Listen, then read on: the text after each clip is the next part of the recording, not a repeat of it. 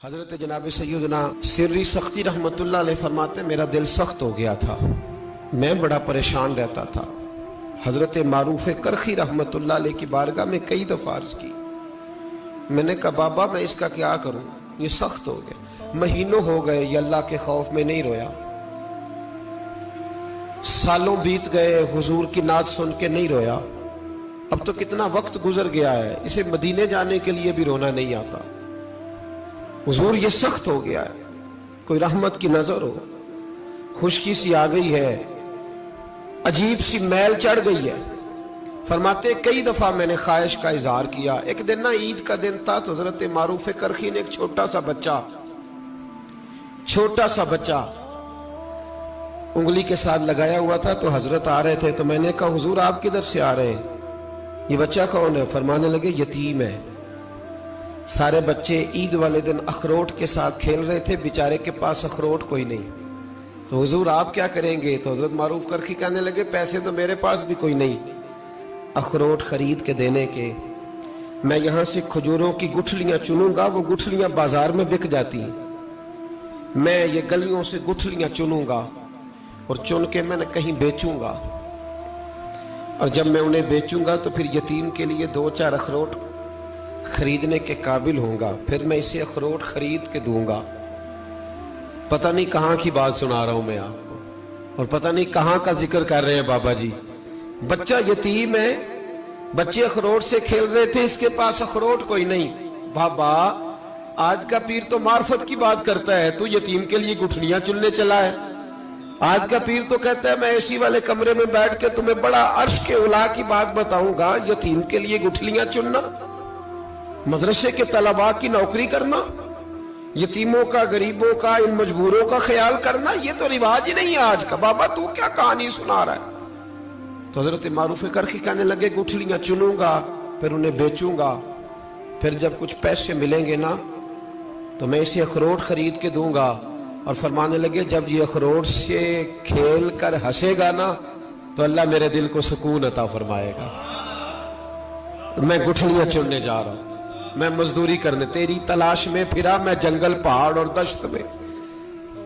تو حضرت سری سختی فرماتے ہیں میرے گھر میں پیسے تھے، میں نے کہا حضور اگر یہ نوکری مجھے مل جائے تو میں غلام جو ہوا، اگر مجھے دے دے یہ نوکری تو میں نہ کر لوں؟ فرمانے لگے تو کر لے۔ فرماتے میں اس یتیم کو پہلے گھر لے گیا، وہاں سے میں نے پیسے لیے، پھر بازار لے گیا، کپڑے خریدے، اس کے لیے ٹوپی خریدی، پھر میں نے اسے 2 کھجوریں کھلائیں، پھر اخروٹ خرید کے دیے۔ حضرت سیدنا معروف کرخی کہتے ہیں اس کو میں نے چیزیں دے کے نا، وہ بچہ تھا، بچے ہی ہوتے ہیں،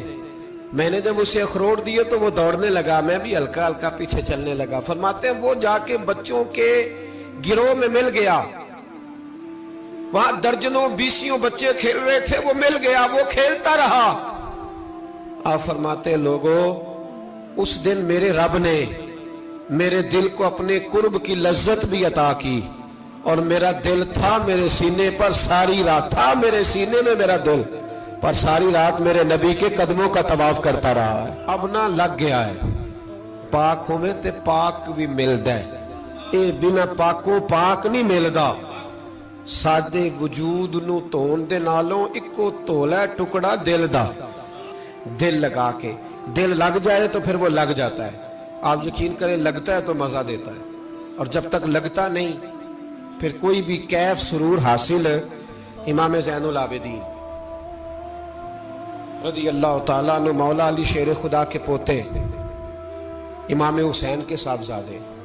سیدہ پاک کی پیاری نسل، امام زین العابدین گھر میں نماز پڑھ رہے تھے، غور کرنا بات پہ، گھر پہ نماز پڑھ رہے تھے، گھر میں آگ لگ گئی۔ جب آگ لگی ہے تو پھر شور بھی ہوتا ہے، کچھ لوگوں نے شور مچایا، آگ آگ آگ، دور دراز سے لوگ دوڑے، آپ کا ایک چھوٹا بچہ بھی پاس سویا ہوا ہے، آگ لگ گئی، شور ہو رہا، دور دراز سے لوگ پانی لے کے دوڑ رہے ہیں، آگ بجھائی جا رہی، امام صاحب نماز پڑھ رہے ہیں۔ حکم ہے کہ ایسی ایمرجنسی دیکھو تو نماز توڑ دو، پر اس کے لیے جو دیکھے ہی نہ، جسے سوجے ہی نہ ہو کیا رہا۔ امام زین العابدین پڑھتے رہے، نماز مکمل ہوئی تو آپ کی زوجہ کہنے لگی اللہ آپ پہ رحم کرے، گھر میں آگ لگ گئی تھی، سارا محلہ، سارا گاؤں، سارا شہر ٹوٹ پڑا، بچہ سویا ہوا تھا، آپ نے توجہ ہی نہیں کی۔ تو آپ فرمانے لگے ہلکی سی بن بناہٹ ہوئی تھی میرے کانوں میں، پر میں اللہ کی نماز پڑھ رہا تھا، پر میں اپنے رب کی، میں اس کی نماز پڑھ رہا تھا، تیرے عشق کی انتہا چاہتا، تیرے عشق کی انتہا چاہتا، تیرے عشق کی انتہا چاہتا، میری سادگی دیکھ کیا چاہتا ہوں، ذرا سا تو دل ہے مگر شوخ اتنا، وہی لن ترانی سنا چاہتا ہوں، مجھے کیا خبر ادھر کیا ہو رہا، ادھر میں تو اس کے ساتھ میرا تعلق تھا، میں تو اللہ کی بارگاہ میں حاضر تھا، مجھے کیا پتا۔ بی بی کہنے لگی آگ لگ گئی تھی، تو فرمانے لگے بھلی مانس چپ کر، تم دنیا کی آگ بجھا رہے تھے، میں جہنم کی آگ بجھا رہا تھا، تم لوگ اپنے شور میں تھے تو میں اپنے ذائقے میں۔ الذین ہم فی صلاتہم خاشعون، فرمایا یہ لوگ اپنی نمازوں میں عاجزی کر، دل لگا کے کرتے ہیں جو کرتے ہیں۔ اور بڑی خوبصورت مثال ہے، حضرت رومی نے لکھی ہے، بڑی مشہور بھی ہے۔ ایک نمازی نماز پڑھ رہا تھا، میری طرح کا نمازی، مجنو اس کے آگے سے گزر گیا، لیلا کے گھر جا رہا، تو نمازی اتحیات پہ تھا، اتنی دیر میں اس نے بھی نماز مکمل کر لی، تو پیچھے سے جا کے مجنو کا گریبان تھاما، کہنے لگا شرم نہیں آتی تجھے، مسئلے کا نہیں پتا،